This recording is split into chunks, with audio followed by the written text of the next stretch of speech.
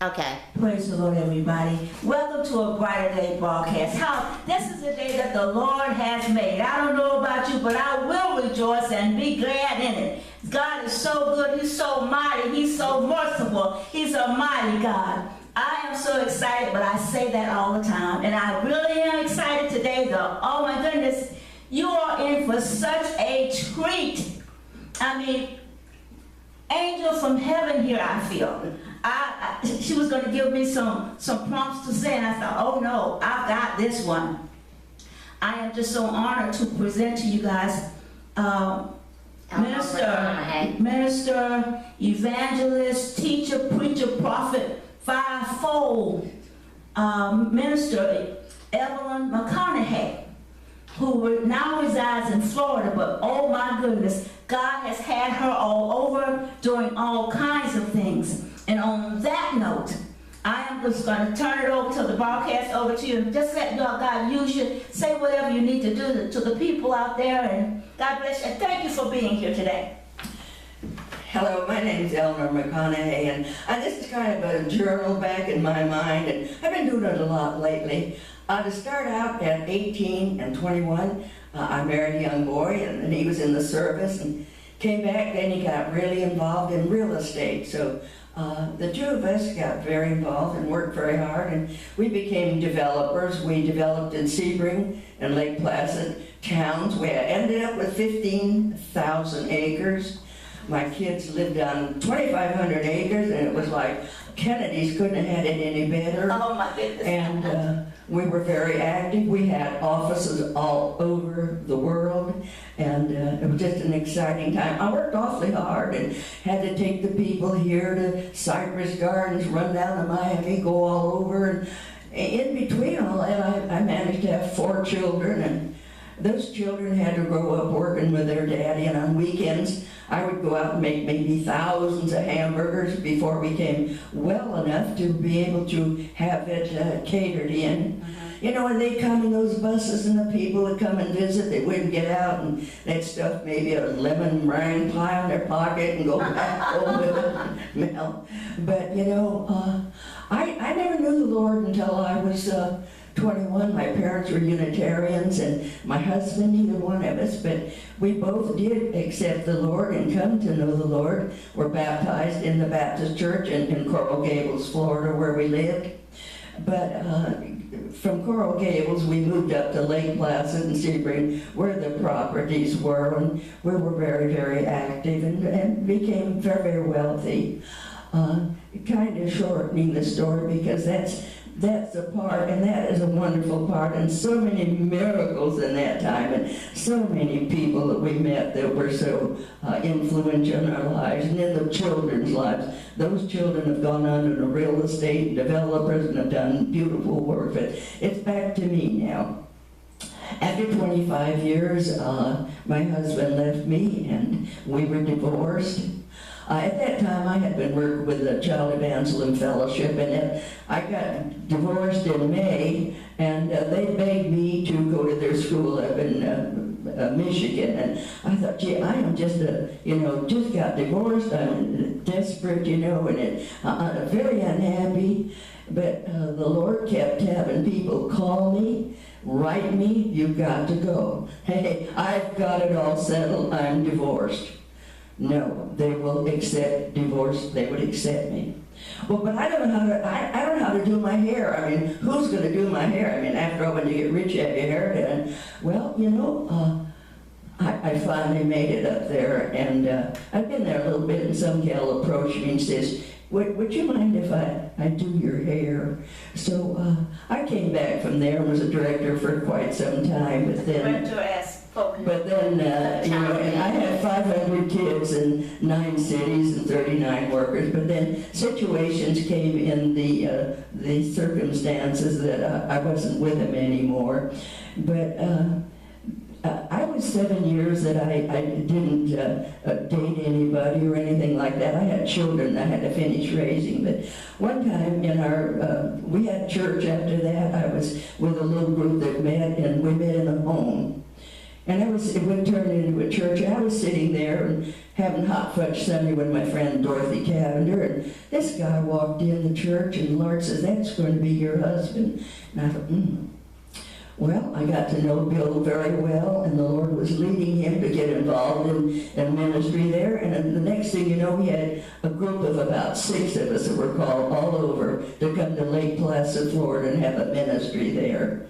And I worked with Bill quite a lot like that. And Bill, was talking, well, gee, I wish we could get to know each other better. But I can't afford to buy you a cup of coffee. But we did get to know each other better, and I began to have troubles with my first husband. Had been divorced for 7 years, and he kept coming back and wanting me to, I don't know, maybe they think that they own you, because he just had a fit, he called, he had the house wired, and I still lived in the same house, a big house on the waterfront, and I lived in the same development that we developed. I wasn't about to move, so I just stayed there. And of course, was Steve, my first husband, in and out, but he moved down to Miami to be further away from me. But Bill and I started dating, and then Jack had the house wired, and you're going to do this and that.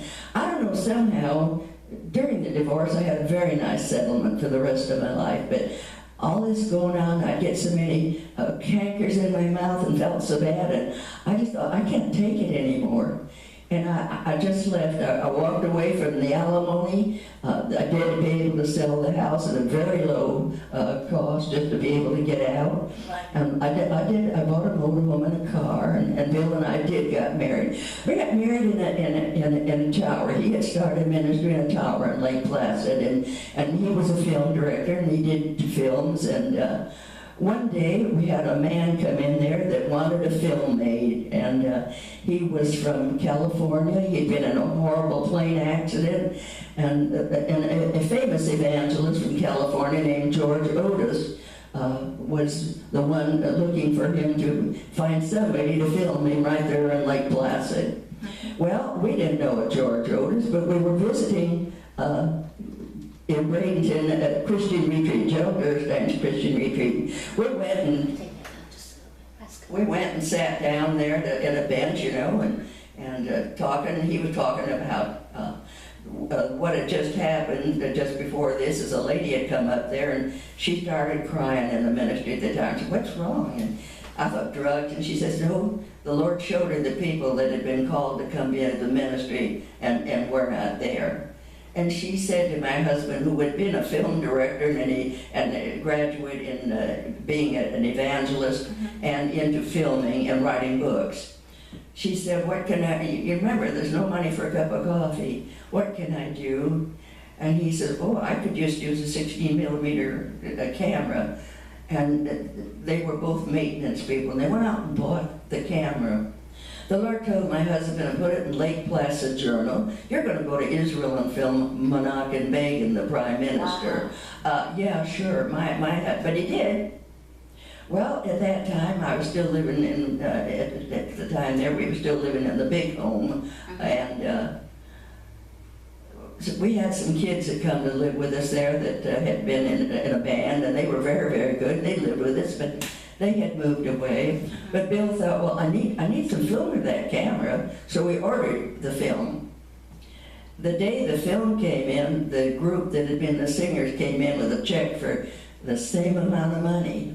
Oh, wow. Getting back to the Christian retreat, we were sitting there, and a lady in front heard us talking about the camera. And she said, "George Otis from Hollywood is looking for a cameraman here, and let me introduce you to George Otis." So we met George. We did the filming. Now there's a problem, and the man, Norman Williams, wanted that film to be shown in California. Well, we were going to go do a film for the Jewish ministry that they had out a little ways from where we were living. And we got there, and George met us there.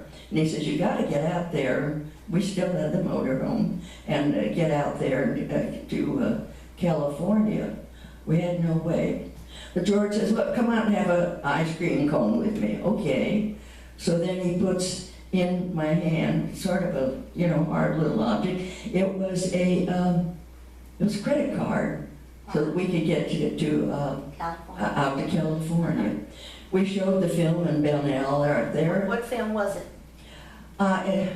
It was a film of Norman's life on that airplane crash. Oh, okay. Share that. Will you share that about the airplane? From the airplane crash. I forget the name of the film right now that we did, but it showed the air, and Norman Williams had been the one that had been in the airplane. We used that, we used that film a lot, but anyhow, he wanted it shown. Well, we went, we showed it, and George Otis said to us, you need to go before you go home. They're having a ministries meeting from all over in Hollywood, and you need to come, and you know. Out of 150 people in that room, we were called out that we were going to be starting that night, going to be involved in Christian filming in Hollywood, California. We never got in the motorhome and went back to Lake Placid, Florida. Those that were back there had to take care of the shot. Yeah. We were there, we made film because we were in the process with others of trying to buy the film studio. We lived there free. We had an apartment. We had an interior. I just have one question. Now, that's the film that you were talking about with the miracle. Yeah. Would you share that with everybody about what happened to the man on the plane? Or on the plane? Yes. Okay. Otis, I guess it was. Going, but there's so much that, you know, this is so Yeah. unexpected to me. It was your Norman had been on a plane cruise with a friend of his, and there was some kind of bad weather, and they had to land on Canary Island. And as they landed, and then the planes got ready afterwards to go, his plane was first. And then it had been given the okay to start. The second plane, believing that it was out of the way, started up, and the engine was going, it just filled with gas, and they landed on top of the plane that Norman Williams was in. Goodness. There was 175 people in unknown graves all around George, all around Norman. Norman, Uh-huh. and front and back and the sides. Wow. Norman got out of there without anything, not even smoke. Somehow you show him the film that we made, there was a little step and that led up to the top of the plane where he was able to get out and get to the wings. He said that was his mini rapture. Wow. And his mother had prayed for him before she went that, you know, that everything would be all right. And you could hear her, and we interviewed her afterward in there. Lord, keep Norman safe. Bring Norman home. Bring Norman home. Bring my boy home. Hallelujah. But he got out on the wing. There was others that jumped. This is about a 30-foot jump and were hurt badly or killed. He jumped and he was fine. He didn't have any broken, nothing, not a scratch, nothing on him. They had him in the hospital there on the island, Canary Island, and he was in the maternity ward. And he says, well, I guess I've been born again. Amen. With Norman, we did do his film. Norman traveled all over the world with that film, in Israel and everywhere, and he just became such a prominent person to be able to minister. Right. We used it a lot in the jails, and the people would just be fascinated to see, because it could be a divorce, it could happen, it could be this and that in your lives, and not just a plane crash. Yes. And he was able to show that how the Lord had been with him and that. Yeah. Now Norman was with us in different ways and quite a bit in our life and doing things with us in Hollywood. But getting back to Hollywood, we did move into the studios. We went to a full gospel meeting there, and there was a gal named June Kimberly there, and she came over to our studio, and it was an older place. It had been a turnaround for trains. She came over there, and he sent her with a bucket of Drano and cleans to clean out our toilet. Oh. She's an interior decorator in Beverly Hills. Uh-huh. She came and cleaned out the toilets. She brought us so many people in their lives into the ministry, and she was just the beginning of us getting to know people. It was funny, we ended up in an apartment there, free, as we tried to buy the place with some of the other groups, and under my sink was just one of these empty, and he called June, go over there. She doesn't know how to put a little curtain under there and all the things. She decorated the walls and everything. She brought in so many people that became a part of our lives. One was Glenn Atkins, who could have been a singer. He was like Caruso, but his music was used for the streets. And it was just beautiful, and June would do so many things. Then when she brought in Paul and Lenore, and they were Jewish people, and they were involved. But with June and Glenn, we hit the streets on Saturday nights because everybody knew Glenn, and they would come up in their patrol cars and hand out the microphone to him, and he's singing up and down the streets, and June's out there with all the prostitutes and all, and the pimps. Now let June get sick and the pimps and prostitutes, where's Junie? Where in the world's Junie? The first night that Bill and I moved our motorhome there outside, we couldn't get in the building that night. It wasn't quite ready. We were plugged in to the building, but across in the parking lot. And some kid came and unplugged us, and I thought, I gotta watch that. Later on, I became quite friendly with him. He steals cars, and he probably still is, and he fixed them in the back of our studios on another street. I got acquainted with him. I had my child evangelism fellowship meetings with him. He'd gather the children from all over, and they'd come, and I'm out there. If we had people coming to look at what we were doing, he would escort them and back. There's so many stories, it's hard to tell. But getting back to the studio, we were approached if we would make a film on Harlan Popoff's ministry. He had been an evangelist in Romania, Baptist, and also Gorgie Vins. We were able to grow. The first thing the Lord said, well, we need Ephraim Zimbalist in this film. And trying to get Ephraim and his agents, we weren't able to, but one day we went to Jack Hayford's church, and he was there that day, and Jack was in the hospital, so Jack Hayford, so Ephraim thought, we talked to him, and he said, well, I need to ask, Jack if I could be in this, but it turned out that Jack just wasn't able to contact. He said, oh, what the heck, I'll do it. He worked with our film. He didn't charge a penny. We had an 11-man crew that worked on that film. Now, we had Harlan Popoff. Harlan was a problem to me. He'd forget that he needed to wear the same suit every day, so I'd go to the cleaners and have to drag him out and get him back on him. His English was a little bit hard to understand, but the stories that he had to tell. Of course, the wife wasn't able to work or any of the things that they happened and what they went through in the 14 years as prisoners. And the things he tells about in the film of what they went through and the persecution. But at the same time, we were also with a minister with Gorgie Vins hearing about it, and we're able to get into the way we got into it. Well, I'm getting ahead of myself. Gorgie Vins. We were asked to do this film with Harlan, and we were asked to see what we could do about getting Siberian 7 who were in the American embassy in Russia couldn't get out. If they got out, they would probably not make it with their lives.